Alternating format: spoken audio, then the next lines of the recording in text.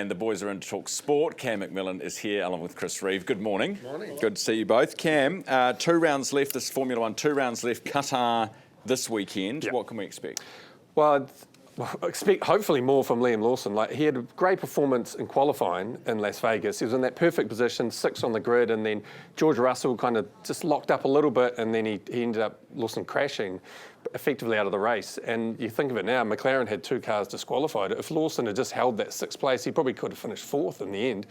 Qatar's not his best place. I think last year he was probably 2nd to last. But yeah, again, this battle with him and Yuki Tsunoda effectively for a seat next year, that's going to be pretty interesting.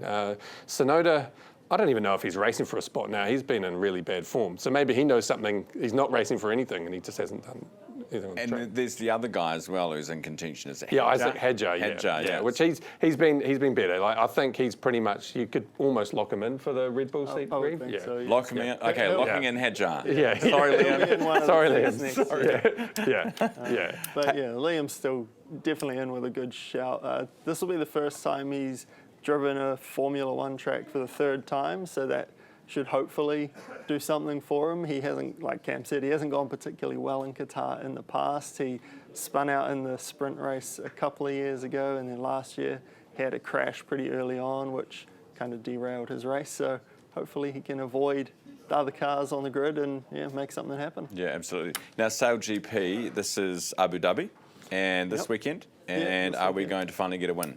I hope so. I think it works better for the Black Foils in Abu Dhabi. They're quite good in the light breeze. So they've had, I think it's 4 Grand Prix in the Middle East so far, and the Black Foils have won 3 of them. So they go pretty well in the light breeze for whatever reason. And this year it's a little bit different in the sense that the 3 likely teams to make the final, which is the Black Foils, Great Britain and Australia, they've all got different crews, so a little bit of sort of different things going on board, so nothing's sort of certain this time around. All right.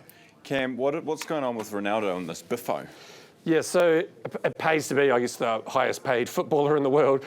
Cristiano Ronaldo, World Cup qualifier against Ireland a couple of weeks ago. A decent elbow on an Irish player, on Reeve, I'll try and demonstrate.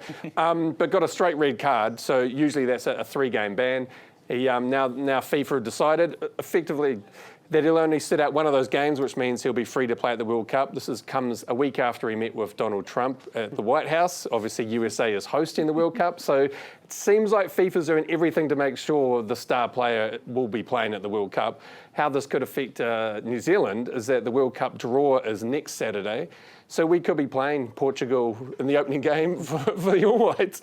And if this happened to one of our players, they'd be sitting out 3 games, Totally. Yeah. So do we sort of forgive them that? I mean, given that he's such the pulling power? It's not a surprise, right? No. Like, it's written in the code of conduct that FIFA are allowed to do this, and this is probably the exact reason why. Say, Lionel Messi was suspended for 3 games, you drive fans away with a guy like that not playing. So it's the same with Ronaldo. Happens in state of origin, doesn't it? You'll get NRL players will suddenly, they'll be available for this week, So. Does that not just kind of undermine the whole thing? It does. A little bit, yeah, he can just elbow anyone he wants now. Yeah, pretty much. Well, if he does it again in, I think it's within the next year. Then he'll get the ban. Until that's suspended.